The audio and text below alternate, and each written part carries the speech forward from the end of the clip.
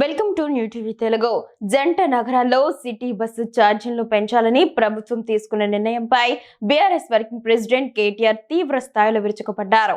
ఒకేసారి కనీస ఛార్జీని ఏకంగా ₹10 పెంచడం దుర్మార్గమని, ఇది ముఖ్యమంత్రి రేవంత్ రెడ్డి అసమర్థ పాలనకు నిదర్శనమని ఆయన విమర్శించారు. ఈ మేరకు ఆయన ఎక్స్ వేదికగా ప్రభుత్వంపై తీవ్ర ఆగ్రహం వ్యక్తం చేశారు.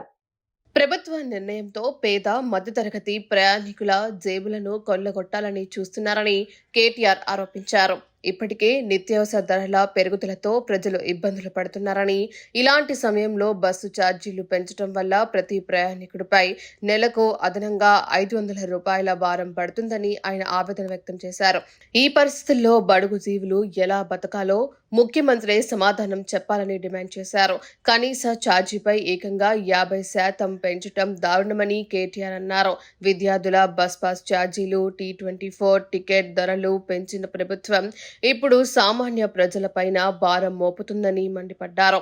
ఉచిత బస్సు పథకం విఫలమవడం వల్లే ఆర్టీసీ దవాలా తీసిందని, ఇప్పుడు ఆ నష్టాన్ని పూడ్చుకోవడానికి ప్రజల నడ్డి విరుస్తున్నారని ఆరోపించారు. రాజధాని వాసులపై రోజుకు ₹1 కోటి భారం మోపే ఈ నిర్ణయం హైదరాబాద్ ప్రజలపై ముఖ్యమంత్రికి ఉన్న కక్షను స్పష్టం చేసిందని కేటీఆర్ తన ట్వీట్లో పేర్కొన్నారు.